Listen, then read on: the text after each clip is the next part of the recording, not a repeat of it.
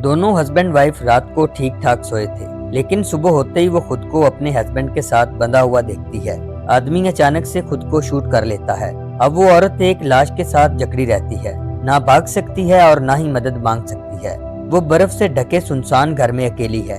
खामोशी इतनी गहरी है कि सांसों की आवाज भी चीख लगती है। सर्दी बढ़ने लगती है और खतरा करीब आ रहा है। औरत जिंदा रहने के लिए अपने पति की लाश घसीटते रहती है और इसी बीच जहां दो सीरियल किलर भी आ जाते हैं।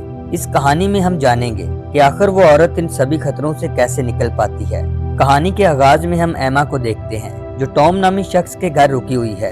एमा पहले से ही मैरिड है, लेकिन टॉम के साथ उसका अफेयर चल रहा है। टॉम एमा को बहुत ज्यादा चाहता है, लेकिन एमा अब मजीद अपने पति को धोखे में नहीं रख सकती, इसलिए वो चाहती है कि इस रिलेशन को यहीं खत्म किया जाए। टॉम एमा से कल आखिरी बार मिलने को कहता है, पर वो इनकार कर देती है क्योंकि कल उसकी मैरिज एनिवर्सरी है। अगली सुबह एमा तैयार होकर अपने पति मार्क के ऑफिस जाती है, क्योंकि आज उनका बाहर जाकर मैरिज एनिवर्सरी को सेलिब्रेट करने का मूड है। मार्क पेशे से एक लॉयर है। एमा उसके टेबल पर बॉबी नामी शख्स की फाइल देखती है। असल में यही शख्स कुछ साल पहले एमा के घर चोरी करने आया था, पर एमा ने उसे देख लिया था, इसलिए बॉबी ने एक चाकू से उस पर हमला कर दिया था। एमा ने अपनी जान बचाने के लिए उसकी आंख में चाबी घुसाई थी। एमा का ये केस मार्क ने लड़ा था और उसने बॉबी को 10 साल के लिए जेल भिजवा दिया था।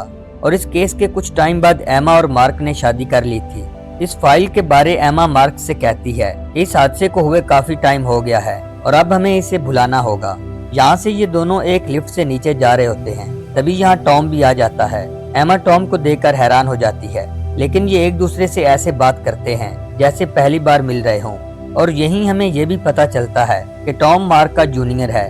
एमा डर रही होती है कि कहीं टॉम मार्क से उनके अफेयर के बारे बात ना करे, पर टॉम तो यहाँ काम की गरज से आया था और जल्द ही वो यहाँ से चला जाता है।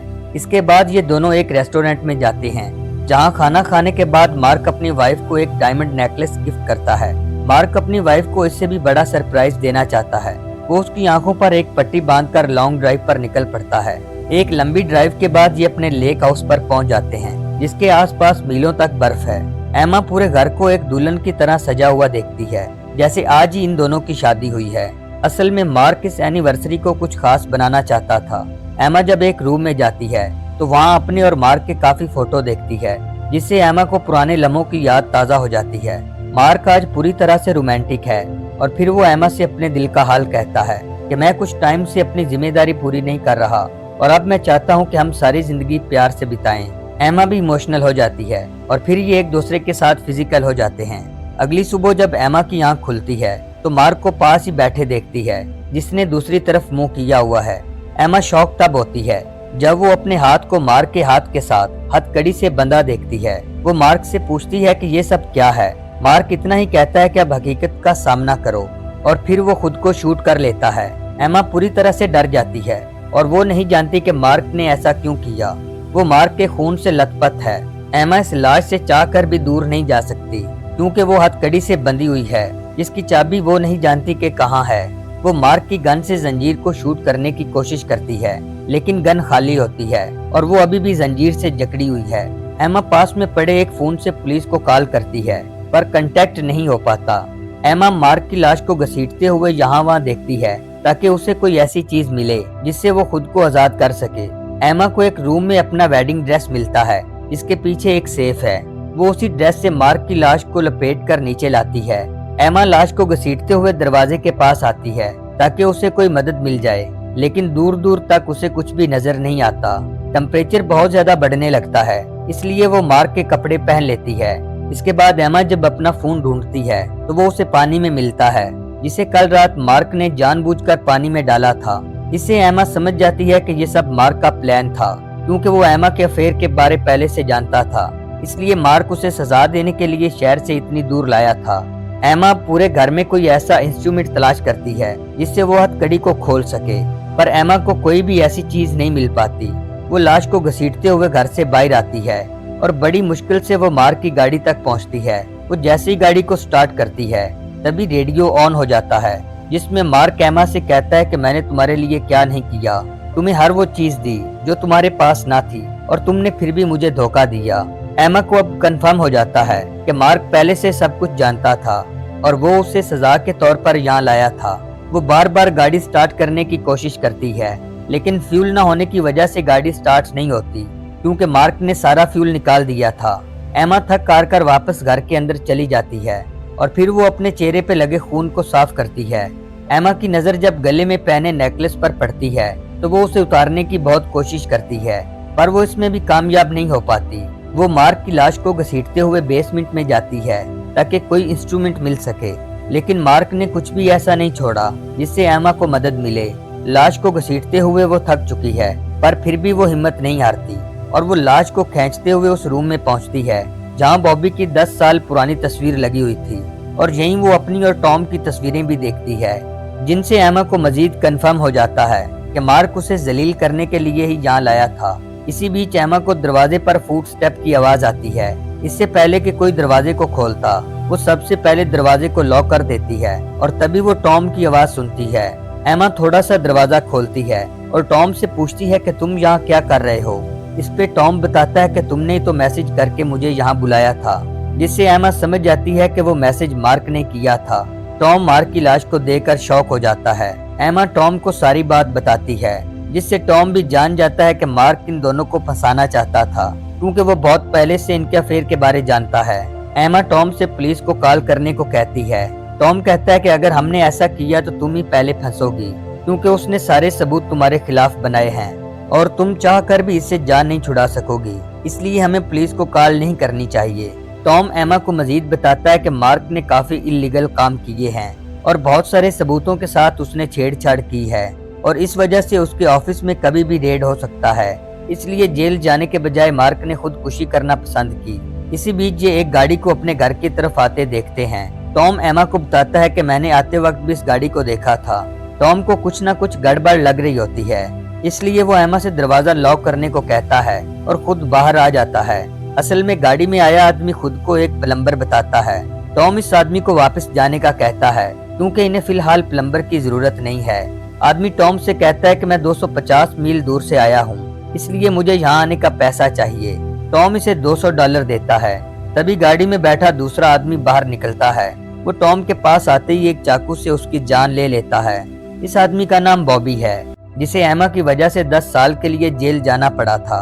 असल में इसे मार्क ने किसी तरह बाहर निकलवाया था और इस लेक हाउस का पता भी उसने दिया था ताकि वो एमा से अपना बदला ले सके। इसके साथी का नाम जिमी है, जिसे बॉबी ये कहकर अपने साथ लाया है कि हम सिर्फ डायमंड चुराने जा रहे हैं, ना कि किसी को नुकसान पहुंचाना हमारा मकसद है। बॉबी अपना बदला लेने के लिए एमा को ढूंढने लगता है, लेकिन एमा लाश को खींचते हुए पास वाले शेड में चली जाती है। यहाँ उसे एक शार्प इंस्ट्रूमेंट मिल जाता है, जिससे वो मार्क के हाथ को काट कर आजाद होने की कोशिश कर रही होती है। तभी बाहर खड़ा जिमी शेड में से आ रही आवाज को सुन लेता है और फिर वो शेड की तरफ बढ़ने लगता है। जिमी मार्क की बॉडी को देखकर चीखता है, जिससे बॉबी भी यहाँ आ जाता है। मार्क की बॉडी को कटे हाथ के साथ देखकर ये हैरान है कि ऐसा कौन कर सकता है। एमा अभी भी यहीं शेड में छुपी है, जिससे ये दोनों अनजान हैं। जिमी बॉबी से कहता है कि जिस आदमी ने हमें हायर किया था वो खुद तो मर चुका है, इसलिए हमें डायमंड लेकर जल्दी यहाँ से जाना होगा। मगर बॉबी को डायमंड से बढ़कर बदला है। इन्हें एक रूम में सेफ मिलती है, जिसे खोलना इनके बस में नहीं, और इन्हें लगता है कि डायमंड इसी सेफ के अंदर है। ये सेफ किसी पासवर्ड या फिंगरप्रिंट से खुलेगा, इसलिए बॉबी जिमी से मार्क की लाश लाने को कहता है और वो खुद एमा को ढूंढने लगता है। दूसरी तरफ हम शेड के अंदर एमा को देखते हैं। वो अपने पैरों को एक कपड़े से लपेटती है ताकि उसे चलने में दिक्कत ना हो। यहीं एमा को फ्यूल टैंक भी मिल जाता है और वो उस टैंक को लेकर गाड़ी की तरफ जाती है। एमा को लगता है कि अब वो यहाँ से निकल जाएगी, लेकिन तभी बॉबी भी यहाँ पहुँच जाता है। एमा जल्दी से गाड़ी के साथ छुप जाती है। फ्यूल टैंक को देखकर बॉबी को यकीन हो जाता है कि एमा अभी तक यहीं छुपी है और वो भागने की कोशिश कर रही है, इसलिए वो गाड़ी के सभी टायर्स को पंचर कर देता है ताकि वो गाड़ी लेकर भाग ना सके। एमा खुद को बॉबी से बचाते हुए बेसमेंट में चली जाती है। बेसमेंट का जरा सा दरवाजा खुला देखकर बॉबी वहीं को चल देता है। बॉबी यहाँ काफी देखता है, लेकिन एमा उसके आने से पहले सीढ़ियों पर बैठी होती है, जिससे बॉबी उसे ढूंढ नहीं पाता। वो सीढ़ियों से आगे घर के अंदर जाना चाहती है ताकि वो किसी तरह यहाँ से बचकर निकल सके, लेकिन जिस जगह बेसमेंट का दरवाजा खुलता है वहीं से जिमी मार्क की डेड बॉडी को लेकर आ रहा होता है। एमा बुरी तरह से फंस चुकी होती है, क्योंकि नीचे से बॉबी उसकी तरफ आ रहा है और ऊपर से जिमी मार्क की बॉडी को ला रहा है। ये एमा के पास पहुंचने ही वाले थे कि एमा के दिमाग में एक आइडिया आता है। उसके पास कार की चाबी होती है जिससे वो कार का अलार्म बजा देती है। अलार्म सुनते ही ये दोनों कार पार्किंग में जाते हैं, लेकिन यहाँ कोई नहीं होता। दूसरी तरफ एमा उस जगह से निकलकर टॉम की बॉडी के पास आ जाती है। टॉम को ऐसे देखकर उसे बहुत अफसोस होता है। एमा खुद को जिंदा रखने के लिए टॉम के जूते पहन लेती है। जिमी काफी परेशान है और वो बॉबी से कहता है कि कोई ऐसी गलती मत करना जिससे तुम्हें जेल जाना पड़े। मगर बॉबी कहता है कि अगर 10 साल पहले मैं इस लड़की को जान से मार देता तो मुझे जेल ना जाना पड़ता और ना ही डैड से मेरा झगड़ा होता। बॉबी कहता है कि हम उसके बहुत करीब थे, तभी उसने कार का अलार्म बजाकर हमारा ध्यान भटकाया है। बॉबी जानता है कि एमा अब भी यहीं है, इसलिए वो बाहर से बेसमेंट के दरवाजे को लॉक कर देता है और जिमी से कहता है कि हमें उसे एक साथ ढूंढना होगा ताकि जल्द से जल्द डायमंड लेकर यहाँ से जा सके। जिमी आगे से घर के अंदर जाता है जबकि बॉबी पीछे से घर के अंदर जाएगा। जिमी देखता है कि टॉम के पैरों से उसके जूते गायब हैं और इसके बारे वो बॉबी को बताता है, जिससे इन्हें अंदाजा हो जाता है कि एमा यहीं है। बॉबी अब एमा के काफी करीब होता है। वो उसी जगह पर है जहां एमा छुपी हुई है, इससे पहले कि वो एमा को ढूंढ निकालता। एमा एकदम से बॉबी पर एक वार करती है जिससे वो गिर जाता है और फिर वो जल्दी से गाड़ी की चाबी निकालकर गाड़ी की तरफ बढ़ती है। एमा गाड़ी को स्टार्ट करने ही वाली थी, तभी बॉबी यहाँ आ जाता है। वो गाड़ी का शीशा तोड़कर एमा को बाहर निकालता है और बुरी तरह से पीटने लगता है। जिमी भी यहाँ पहुँच चुका है और वो बॉबी को ऐसा करने से मना करता है, लेकिन बॉबी उसकी एक नहीं सुनता। चोट लगने की वजह से एमा बेहोश हो जाती है और जब उसकी आंख खुलती है तो वो एक बार फिर खुद को मार्क की लाश के साथ बंधा पाती है। बॉबी एमा से सेफ का पासवर्ड मांगता है, लेकिन एमा को खुद भी पासवर्ड का पता नहीं। बॉबी एमा से कहता है कि मुझे मार्क ने बताया था कि सेफ का पासवर्ड वही डेट है जब वो पहली बार तुमसे मिला था। एमा बॉबी को वो डेट बता देती है, लेकिन इससे भी सेफ नहीं खुलती और बॉबी को एमा पर बहुत गुस्सा आता है और फिर वो एक चाकू से एमा को मारने वाला था। तभी जिमी उसे रोकने की बहुत कोशिश करता है, मगर बॉबी उसकी कोई बात नहीं मानता और वो जिमी को धक्का देकर एक तरफ फेंक देता है। जिमी को बेड के नीचे पड़ी गन मिल जाती है। वो बॉबी पर गन तानकर उसे एमा से दूर रहने को कहता है, क्योंकि वो नहीं चाहता कि वो बॉबी की वजह से जेल जाए। बॉबी अब जिमी की गन के सामने बेबस है। जिमी जल्दी से एमा को आजाद करता है और फिर जब बॉबी मार्क की फिंगर से सेफ खोलता है तो वो आराम से खुल जाती है, लेकिन सेफ में हीरे के बजाय एक लेटर होता है जिसमें लिखा है कि डायमंड उसके दिल के करीब है। बॉबी समझ जाता है कि एमा ने जो नेकलेस पहना हुआ है हीरा उसी में है। जिमी इस नेकलेस को निकालने की बहुत कोशिश करता है। वो नेकलेस को कटर की मदद से भी काटता है, लेकिन नेकलेस टूटने का नाम ही नहीं लेता। बॉबी को समझ आ चुकी है कि मार्क चाहता था कि हम एमा को जान से मारें, क्योंकि एमा का गला काटने के बगैर ये नेकलेस कभी भी नहीं निकल पाएगा। बॉबी चालाकी से जिमी की गन हथिया लेता है और वो जैसे ही एमा को मारने लगता है तो जिमी उसे बहुत रोकता है, जिससे इन दोनों के बीच झगड़ा शुरू हो जाता है और इसी झगड़े में जिमी को बुरी तरह से चोट लग जाती है, जिससे जिमी मारा जाता है। जिमी को मरा हुआ देखकर बॉबी को बहुत गुस्सा आता है और वो जिमी की मौत का जिम्मेदार एमा को ठहराता है, इसलिए वो एमा को बहुत ज्यादा पीटता है। उसके हाथ मार्क की गन लग जाती है और जब वो एमा को शूट करता है तो उसे कुछ भी नहीं होता। बॉबी एमा को मार ही रहा होता है तो अचानक से एमा के हाथ कटर लग जाता है, जिससे वो बॉबी पर हमला करती है और बॉबी थोड़ी देर के लिए बेहोश हो जाता है। एमा जाने से पहले बॉबी को मार्क की लाश के साथ बांध देती है। एमा यहाँ से निकल रही होती है तो बॉबी को होश आ जाता है और वो मार्क की लाश को खींचते हुए एमा का पीछा करता है। एमा जल्दी से कार पार्किंग की तरफ बढ़ती है ताकि यहाँ से निकल सके। वो गाड़ी लेकर जैसे ही बाहर निकलती है तभी बॉबी उसके सामने आ जाता है। अपनी जान बचाने के लिए एमा बॉबी को गाड़ी से ठोक देती है, जिससे वो काफी दूर जा गिरता है। बर्फ की वजह से एमा की गाड़ी का बैलेंस बिगड़ जाता है और वो एक शेड से जा टकराती है।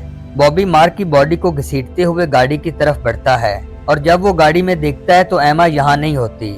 असल में वो बॉबी के पहुंचने से पहले ही गाड़ी से निकल चुकी थी। एमा रेंगते हुए आगे की तरफ जा रही होती है और बॉबी भी किसी तरह उसका पीछा करते हुए उसे पकड़ ही लेता है। बॉबी एमा को पीट रहा होता है तो अचानक से बर्फ में दरारें पड़ने लगती हैं और एकदम से बर्फ टूट जाती है, जिसमें बॉबी के साथ मार्क की बॉडी भी पानी में जाने लगती है। पानी में जाने से पहले बॉबी ने एमा को नेकलेस से पकड़ लिया था, जिससे एमा भी पानी में जाने लगती है। इससे पहले कि वो जान की बाजी हारती, एमा के पास एक चाकू था जिससे वो बॉबी की आंख पर हमला करती है। बॉबी दर्द की वजह से एमा को छोड़ देता है और पानी की गहराई में जाने लगता है। लेकिन एमा के लिए भी परेशानी बढ़ जाती है क्योंकि पानी से बाहर निकलने का रास्ता वो खो चुकी होती है। पर काफी कोशिश करने के बाद एमा चाकू की मदद से बर्फ तोड़ देती है और आखिरी लम्हों में पानी से बाहर निकल आती है। काफी ज्यादा स्ट्रगल के बाद एमा की जान बचती है और फिर एमा मार्क की पहनाई हुई रिंग भी उतार देती है जो उसकी बॉडी की तरह पानी में गहराई में चली जाती है। दोस्तों, ये सवाल अब आप पे है कि इन दोनों में ठीक कौन था। क्या एमा को टॉम के साथ अफेयर रखना चाहिए था और जो उसके पति मार्क ने किया, क्या वो ठीक था? और मजीद ऐसी कहानियां देखने के लिए 14 मूवीज को सब्सक्राइब कर लें।